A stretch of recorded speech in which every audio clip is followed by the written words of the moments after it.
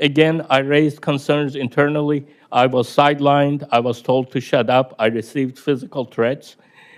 My boss said, I would have killed someone who said what you said in a meeting. Senator Hawley. Thank you very much, Mr. Chairman. Thanks for convening this hearing. Thanks to each of the witnesses for being here. Mr. Salapur, let me just start with you.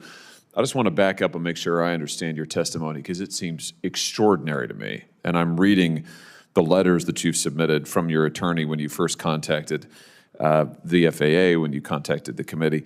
So my understanding is you worked on both the 787 and the 7777, correct? Yes, sir. And you identified major safety concerns with both of these lines, shall Yes, we say? sir. And you identified these to your superiors. Yes, sir. I have written many memos time after time that we can provide. Over a period of years, I think. Yeah, this is like 3 years. For the 787, it's been 3 years of effort. And so your concerns, who knew about your concerns? How far up the chain do you know that they went? I have gone as high as Mark Stockton and Lisa Fall, who's the vice president.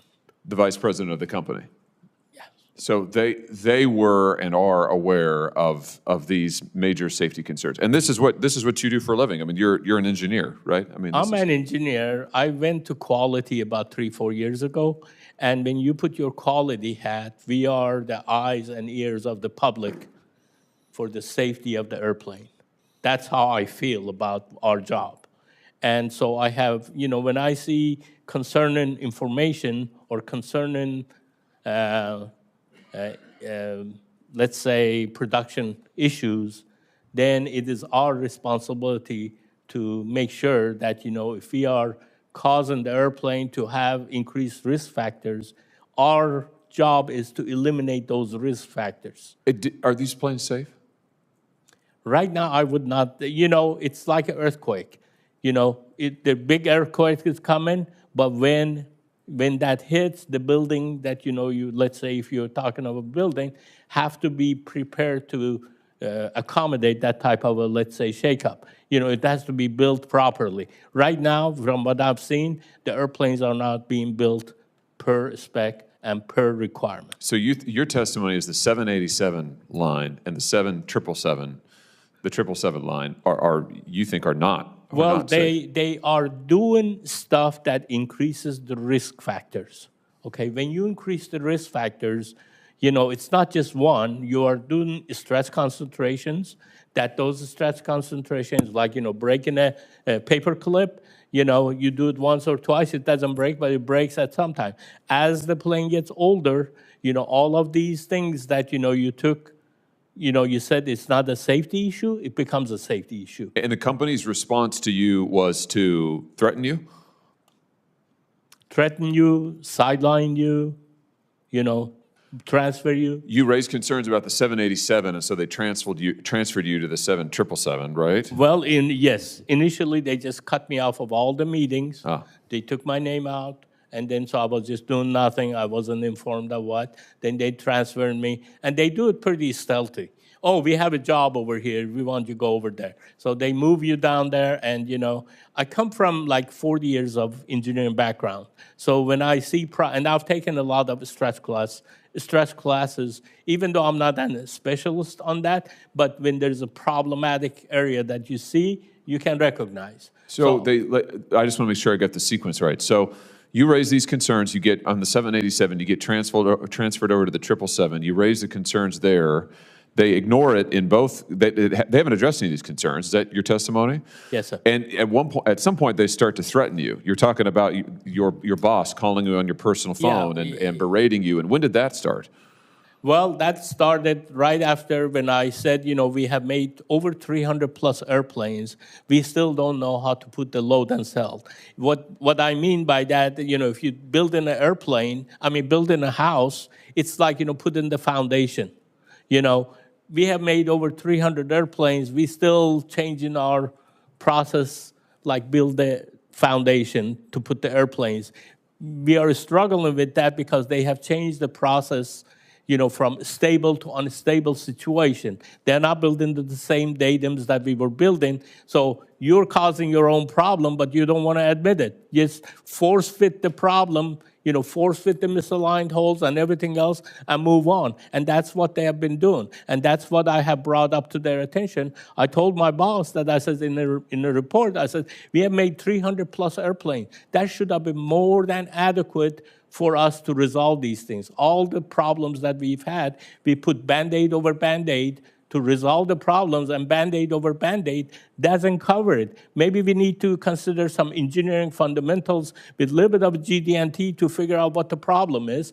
And right after that, he came back to my desk, and he like I said, he made the threat, and then after that, he says, are you in or are you out? Meaning what? Are you in and are you out with Boeing? I mean, are you going to be a good citizen and keep your mouth shut? Was that the implication? That's how I can interpret that. He would walk by me and he said, you better, then he said, I want you to write it in writing. Tell me, are you in or are you out? Put it in writing whether or not you were going to. I'm in or out. And what that means, are you going to just shut up? Right. That's all. That would be in. If you wanted to be in, you needed to be quiet. You needed to stop this. Don't say anything more. Certainly, don't tell the public.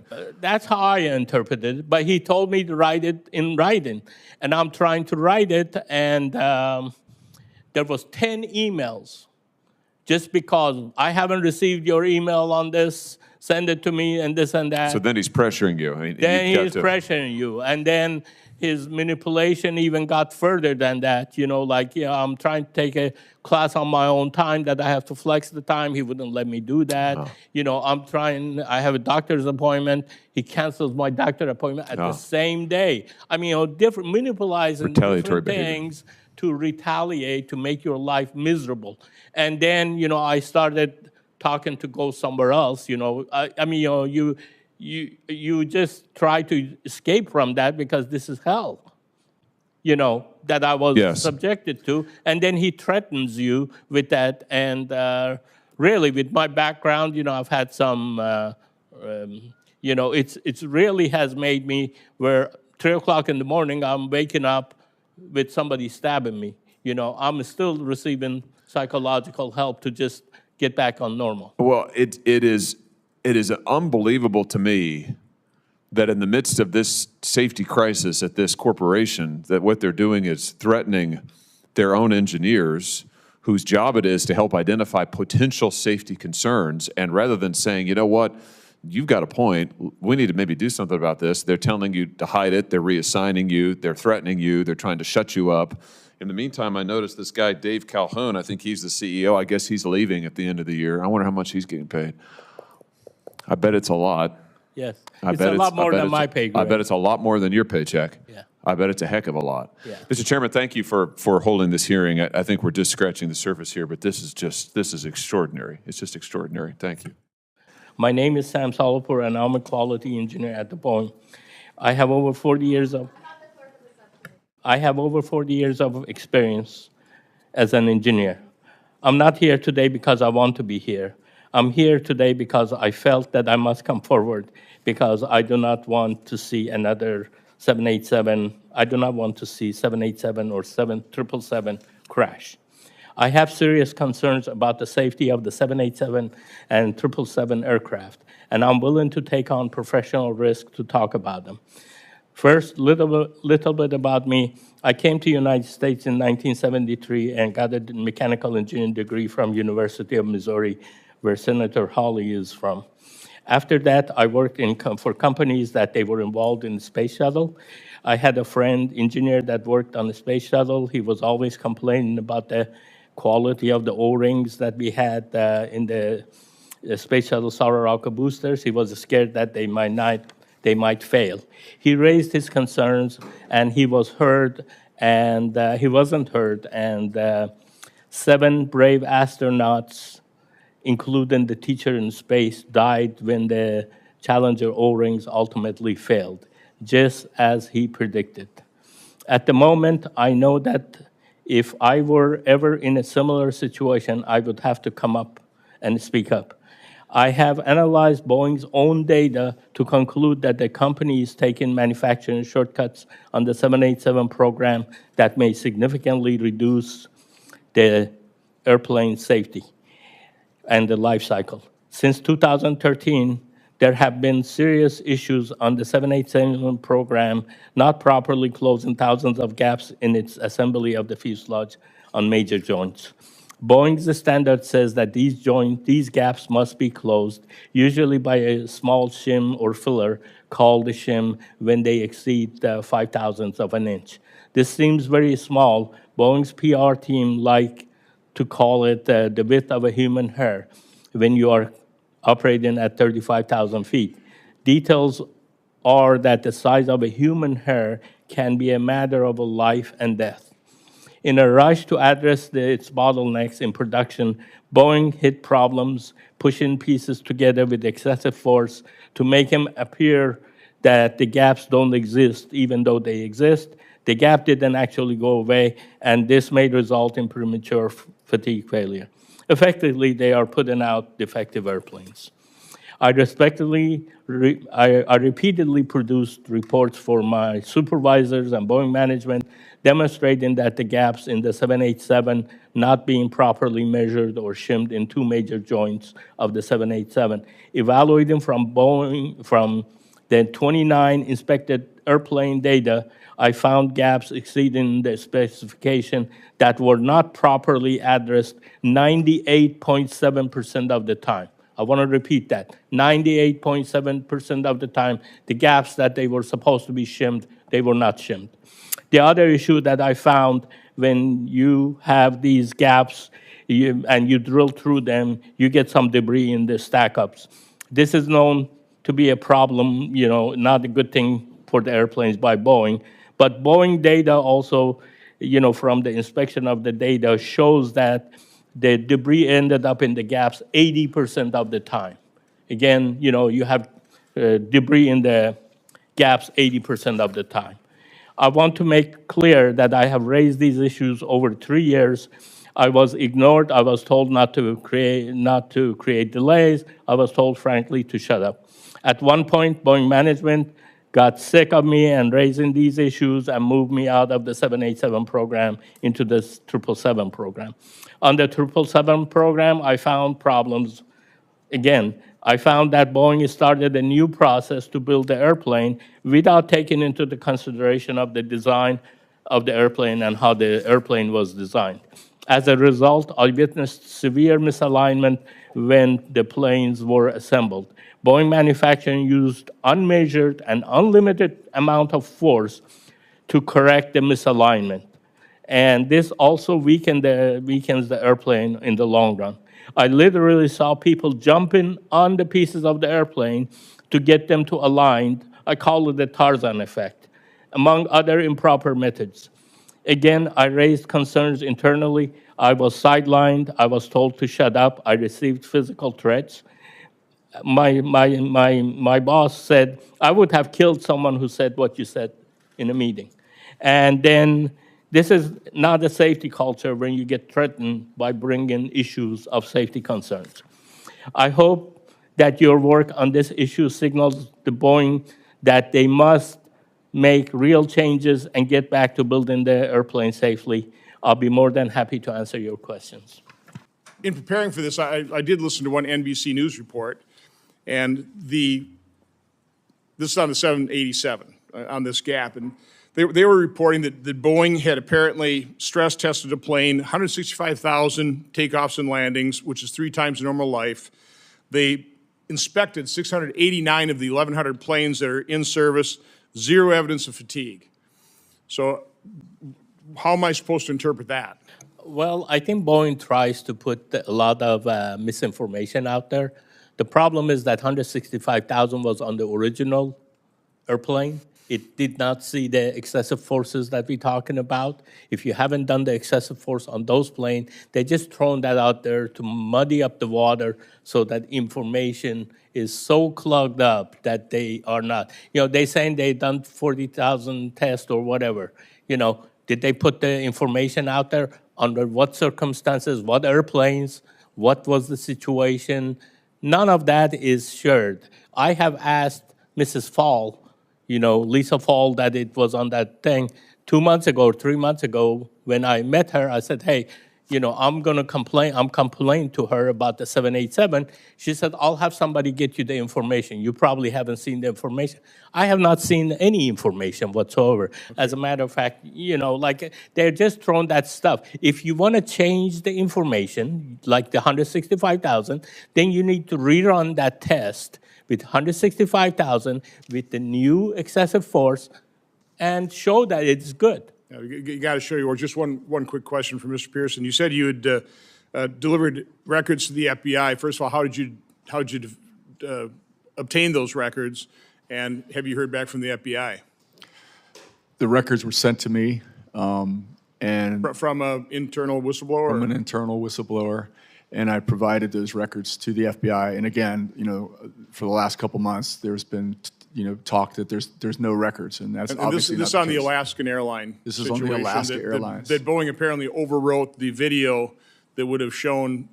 Again, I've talked to Boeing. They said that's just normal. It's a 30-day cycle, and it's not really, the video's not there to document the maintenance. It's really to document other things potentially, but it's overwritten regularly. Yeah, I'm talking about the actual documentation that they've been saying has not been available. It is available. It is available, and the FBI and it has been available for months. Okay. Thank you, Mr. Chairman. Thanks, Senator Johnson. We're going to go to Senator Marshall, then Senator Hassan, and Senator Hawley. Great. Thank you, Mr. Chairman. Mr. Salapore, you've described several significant events since you came forward with your claims. One was the nail in the tire. You described your life was being threatened. Do you feel that this style of retaliation against you has been part of Boeing's efforts to silence and prevent you from sharing your story? I think the retaliation, somebody even was calling me on my personal phone, time after time. This is my personal phone, Well, what were they saying? Well, my boss was calling me there, and for 40 minutes, he kind of berated me and chewed me out. I have a work phone that he can use, but he's calling you on your personal phone, and it reminds me of, people who they stalk people or something like that. They call you on your personal phone to let you know that they know where you live, they know where you are, and they can hurt you. And, after the threats and after this, it's like, it really scares me, believe me. But I am at peace. If something happens to me, I am at peace because I feel like by coming forward, I will be saving a lot of lives, and I'm at peace. Whatever happens, it happens. Well, we certainly do appreciate you coming forward and certainly the brave and courage it takes for all of you to do this. Yeah. Do you think that there was a culture of retaliation against whistleblowers at Boeing? Absolutely. And also, there's a culture of when you address the quality issues, and that's all I have done. I haven't made it personal. All I've done is said, hey, we are not measuring the gaps properly. We are not shimming the gaps properly. Then, you get threatened and this and that. All I'm trying to say is that system needs to be changed. Do you still have your job? I have my job. The only reason I have my job because I had my attorneys. We filed for the whistleblower system before I spoke up this time. What's it like when you go back to work?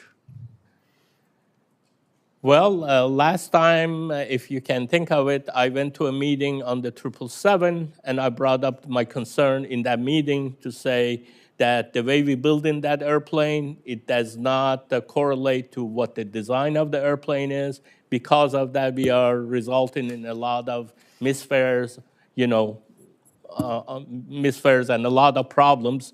After 300 plus airplanes, we should be able to make that airplane. And my boss sent somebody to the meeting, pulled me out of the meeting, and called me on the phone and says, I throw the person under the bus by asking the question, what are we doing to make our design compatible with our build system to overcome these, mislocated holes and this and that. And then he says, what was my intention? And really berated me.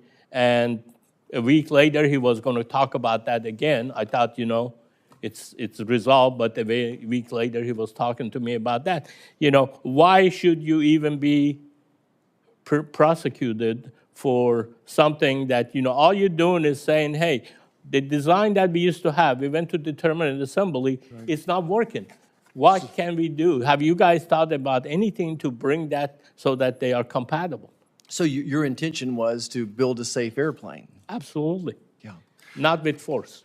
I want to try to understand this. Okay. The diagram that you all Yeah. supplied us, this is a Boeing 787. Yes. And you're talking about where these joints come together. Yes, I'm talking about the one on the most forward between, right there, and one in the aft.